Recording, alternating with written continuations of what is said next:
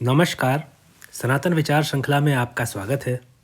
इस वीडियो में हम एक बहुत साधारण बात करेंगे कि 2025 ये जो एक साल है, इसके अंदर आप केवल एक दोस्त बना लीजिए जो हम इस वीडियो में बताने जा रहे हैं। अपने दुश्मन जो भी रहेंगे वह स्वयं से समाप्त हो जाएंगे। इस वीडियो को शुरू किया जाए उससे पहले जानना और मानना आवश्यक है कि खुद को सकारात्मक रहना सिखाया जाता है। यह अपने आप नहीं होता।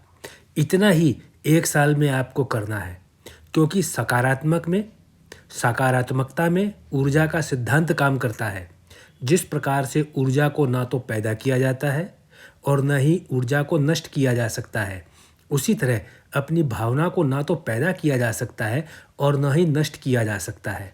ऊर्जा के सिद्धांत की तरह आदमी के हाथ में केवल इतना ही है कि वह अपनी भावना को नकारात्मक रूप से रूपांतरित करके सकारात्मक रूप में परिवर्तित कर दे।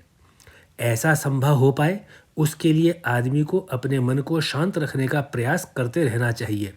कोई भी क्षण या पल ऐसा ना जाने दिया जाए जब आदमी के मन में अशांति ठहर सके। ऐसा कर पाने का केवल एक तरीका है, कोई और दूसरा तरीका आज तक खोजा नहीं जा सका, और वह केवल एक तरीका है, शुद्ध विचारों को जन्म देते रहना। चाहे वे अच्छे और शुद्ध विचार हंसने हंसाने के लिए ही क्यों ना हो, लेकिन हों अच्छे और शुद्ध। जब दिमाग में अच्छा ही अच्छा घूमेगा तो वह कचरे की सफाई करता रहेगा और अपनी उम्र में गंदे विचार अपने आप मरते चले जाएंगे, क्योंकि उनकी उम्र पूरी होती चली जाएगी और एक दिन बुरे विचार अपने आप समाप्त हो जाएंगे। याद रखिएगा, बुरे विचारों को जड़ से खत्म करने का केवल एक यही तरीका है जो कारगर है।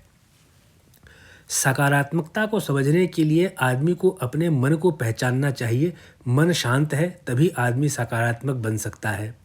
अशांत मन में चिंताओं का बसेरा ही रहता है, क्योंकि आधुनिक विज्ञान भी कहता है कि चिंता नहीं होने से शरीर में एंजाइम्स और हार्मोन्स का स्राव सामान्य रहता है। आवश्यक और संतुलित मात्रा में जब एंजाइम्स और हार्मोन्स मानव अंगों के अंदर पहुंचते हैं तो वे उनके सही से काम करने के लिए आवश्यक होते हैं, और यदि इनका स्राव की मात्रा घटती है या बढ़ती है तो बीमारियां ही नहीं होती, बल्कि शरीर के आवश्यक अंग नष्ट होने भी शुरू हो जाते हैं। एक बात ध्यान में रखना बहुत जरूरी है कि अज्ञानी होना गलत नहीं है, लेकिन अज्ञानी बने रहना गलत है। और यह अज्ञान स्वयं के विषय में हो तो उस अज्ञान के कारण जो तुरंत जानकारी जो है वह बहुत ज़रूरी है। दुनिया भर के वैज्ञानिक इस बात पर जोर देते हैं कि मनुष्य की अज्ञानता बाहरी विषयों पर निर्भर नहीं करती, बल्कि अज्ञानता केवल और केवल आंतरिक विषय है, और वह आंतरिक विषय है आंतरिक प्रसन्नता। प्रसन्नता भी एक भौतिक वस्तु माने जाने लगी है समय के साथ साथ, और यही फिर से अज्ञानता है। प्रसन्नता एक स्राव है। प्रसन्नता स्वयं में जन्म लेती है। प्रसन्नता के लिए किसी बाहरी वस्तु की आवश्यकता नहीं है। प्रसन्नता एक स्वभाव है, एक अवस्था है, एक दशा है एवं फलती फूलती भावना है, जिसे कमजोर कर पाना किसी भौतिक वस्तु की शक्ति से बहुत ज़्यादा दूर है। प्रसन्नता का जन्म हो सके उसके लिए केवल एक जरूरी है, और वह है भय या डर से मुक्ति। आप भी मानेंगे कि डरा हुआ या भयभीत आदमी कभी प्रसन्न हो ही नहीं सकता।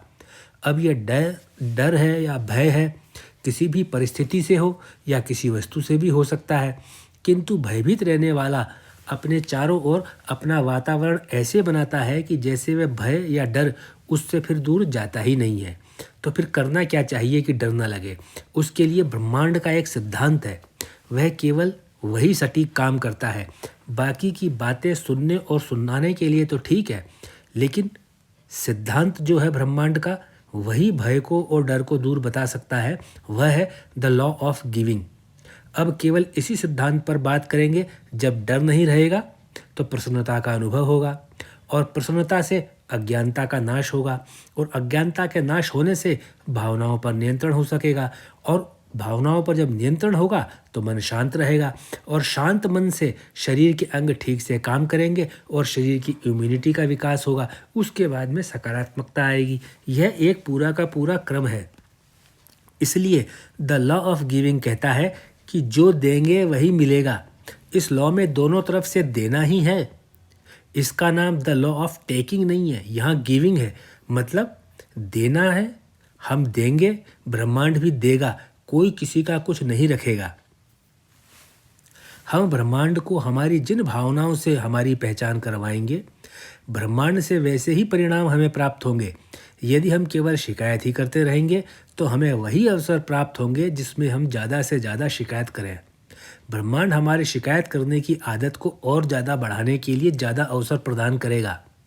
और यदि इसके विपरीत हम हमारे विचार पवित्र और संतुष्ट रखेंगे तो ब्रह्मांड हमें और हमारे लिए वैसी ही परिस्थिति बनाएगा जिनमें हम शांत, संतुष्ट और प्रसन्न रह सकें। इस सिद्धांत को ठीक से समझने के लिए बहुत ज़रूरी है कि एक छोटी सी बात को हम स्वीकार करें कि हम भी ब्रह्मांड का एक हिस्सा हैं।